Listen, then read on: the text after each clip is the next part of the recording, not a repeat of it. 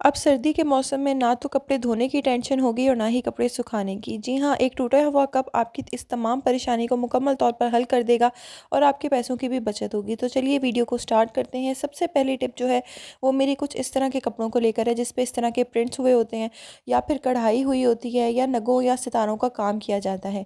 वो कपड़े अगर हम डायरेक्ट इस तरीके से इस्त्री करें तो उनका काम भी ख़राब हो जाता है और प्रिंट्स भी ख़राब हो जाते हैं, इस्त्री के साथ चिपकना शुरू हो जाते हैं। इसका एक बहुत ही सिंपल मेथड है कि जब भी आप इस तरह के प्रिंट्स वाले या काम वाले कपड़ों को इस्त्री करें तो उसके ऊपर इस तरीके से एक अखबार का टुकड़ा रख लें और उसके बाद इनको इस्त्री करें। इससे ना तो आपका काम ख़राब होगा और ना ही आपके प्रिंट्स ख़राब होंगे, क्योंकि अगर कढ़ाई या मोती जल जाएँ या फिर इस तरह के प्रिंट्स चिपक के उतर जाएँ तो हमारे कपड़े बहुत ही पुराने लगते हैं और बदनुमा भी लगते हैं। लेकिन अगर हम इस तरीके से इस्त्री करेंगे तो हमारे कपड़े बहुत ही बेहतरीन तरीके से इस्त्री भी हो जाएँगे और ना तो हमारे प्रिंट्स ख़राब होंगे और ना ही हमारी कढ़ाई वगैरह ख़राब होगी।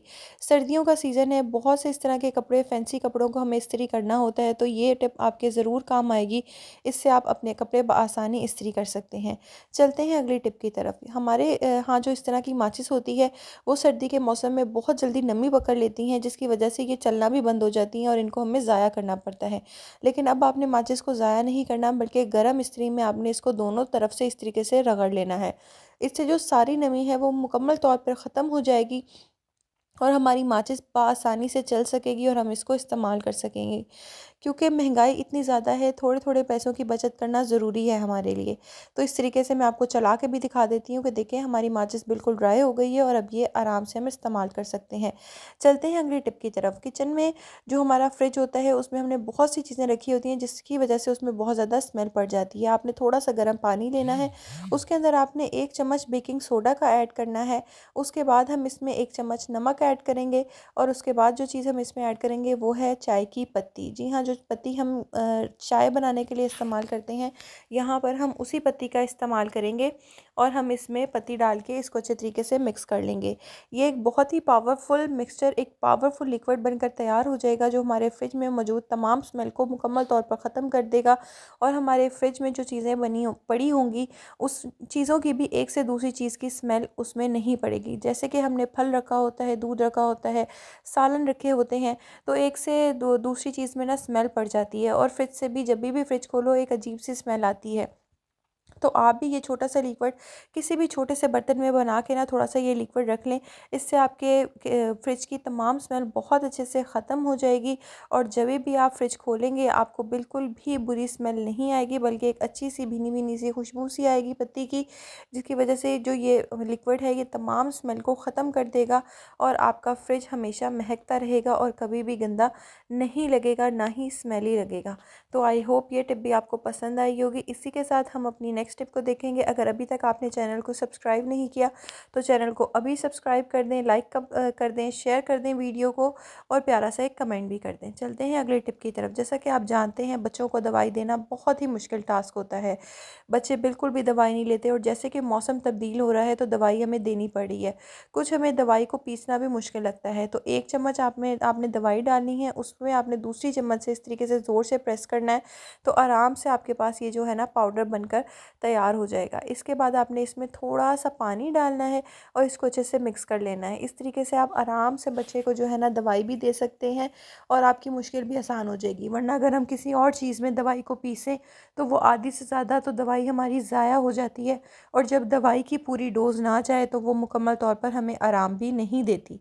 तो ये मेथड बहुत ही सिंपल है और बहुत ही आसान है। स्पेशली बच्चों के लिए ये तरीका ही आज़माना चाहिए ताकि उनके अंदर पूरी डोज़ भी चली जाए और उनको मुश्किल भी ना हो, क्योंकि बच्चे हैं उनसे दवाई निगली तो जाती नहीं है। तो आप भी ये टिप ज़रूर आज़माइएगा। आई होप आपको ये टिप पसंद आई होगी। चलते हैं अगली टिप की तरफ। ये वाले शॉपर हमारे घरों में बहुत ज़्यादा आम तौर पर पाए जाते हैं क्योंकि आजकल इन्हीं में हमें सामान मिला जाता है।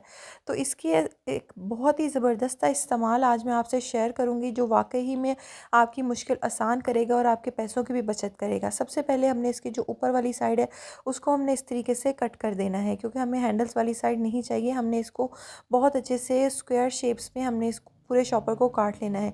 हमने इसको साइड से भी कट कर लेना है, नीचे से भी कट कर लेना है।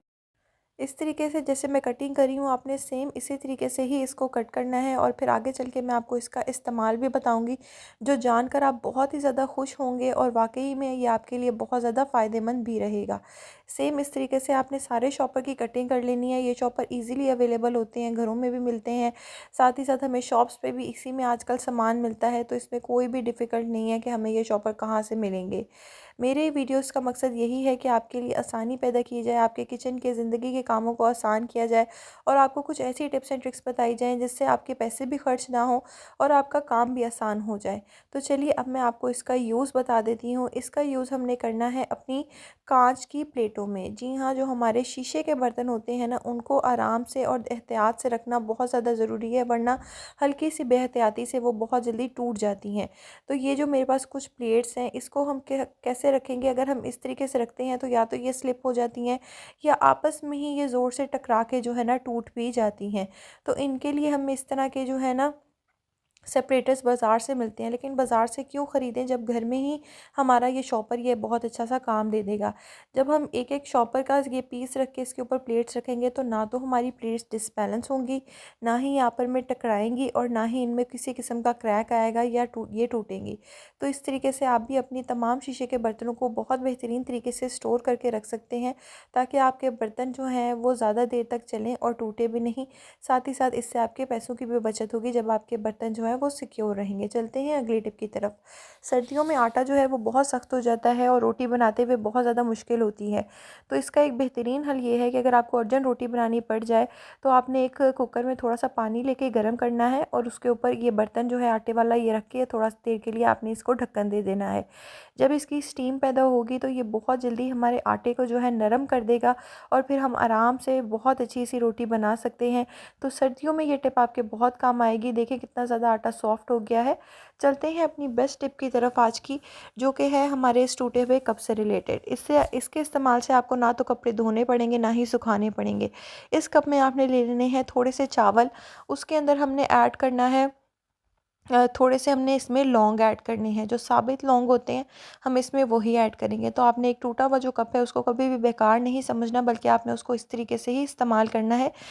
कप ले लेना है, उसमें आपने चावल डालने हैं, उसके बाद हमने ये आप देख सकते हैं 4 से 5 लौंग के जो टुकड़े हैं आपने वो इसमें ऐड कर देने हैं। उसके बाद जो चीज़ हम इसमें ऐड करेंगे वो है पाउडर, टेल्कम पाउडर।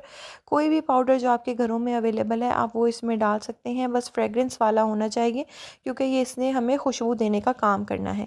तो इस तरीके से आपने इसमें पाउडर ऐड कर देना है। थोड़ा सा पाउडर ऐड करने के बाद हमने इन तमाम चीज़ों को जो है ना अच्छे से चम्मच की मदद से मिक्स कर लेना है, ताकि ये तीनों चीज़ें आपस में मिक्स हो जाएं। जब ये तीनों चीज़ों को हम आपस में अच्छे से मिक्स कर लेंगे, उसके बाद हमने ले लेना है एक टिशू। अगर आप चाहें तो आप कोई कपड़ा भी ले सकते हैं, इसके अलावा आप कोई शॉपर भी ले सकते हैं, लेकिन मैं यहाँ पर टिशू का इस्तेमाल करूँगी, क्योंकि टिशू से खुशबू का निकलना बहुत ज़्यादा ईजी हो जाएगा। तो इसलिए मैं यहाँ पर टिशू का इस्तेमाल करूँगी। टिशू को आपने लेके इसको अच्छे तरीके से कवर कर देना है। इस तरीके से ऊपर वाली साइड से आपने इसको कवर करना है और कोई भी रबर बैंड या फिर पोनी आपने लेके इसको इस तरीके से जो है ना आपने लॉक कर देना है। इस तरीके से हमने इसके ऊपर अब रबर बैंड भी चढ़ा दिया है। इसके बाद हमने क्या काम करना है, बहुत ही सिंपल काम है। या तो आप टूथपिक ले लें या फिर आप कोई सुई ले लें, उससे हमने इसके अंदर सुराख कर लेने हैं, ताकि जो खुशबू है उसको बाहर निकलने का रास्ता आराम से मिल सके। तो इस तरीके से ना हमने सुई या फिर टूथपिक की मदद से हमने इस कप के जो टिश्यू हमने रखा है इसके अंदर आपने इस तरीके से सुराख कर लेने हैं। अब हमारे टिश्यू में जो है ना सुराख भी हो गए हैं। अब हम आपने सर्दियों के कपड़े रखने हो, गर्मियों के कपड़े रखने हो, जहाँ पर भी रखें, अलमारी में या फिर किसी बैग में, आपने इस कप को उसके अंदर रख देना है। इसकी खुशबू से हमारे कपड़ों में जो पड़े पड़े स्मेल पड़ जाती है वो भी नहीं पड़ेगी, ना ही कोई कीड़े मकोड़े आएंगे। तो जब कपड़ों में किसी किस्म की कोई स्मेल नहीं होगी तो कपड़े धोने की भी आपको बिल्कुल ज़रूरत नहीं पड़ेगी, बल्कि एज इट इज़ आप कपड़े निकाल के इस्तेमाल कर सकते हैं। आप इसको अपने बिस्तरों में भी रख सकते हैं, कपड़ों में रख सकते हैं। तो इससे आपकी मुश्किल आसान होगी, आपको कपड़े बार बार धोने की ज़रूरत नहीं पड़ेगी, बल्कि आपके कपड़ों से हमेशा बहुत अच्छी सी खुशबू आती रहेगी और आप अपने कपड़ों को एज इट इज़ इस्तेमाल कर सकते हैं बिना वॉश किए, बिना सुखाए। तो है ना बहुत ही मज़ेदार सी और यूज़फुल टिप। आई होप आज की वीडियो आपको पसंद आई होगी। मिलेंगे इंशाल्लाह नेक्स्ट वीडियो में। अपना ख्याल रखिएगा। अल्लाह हाफ़िज़।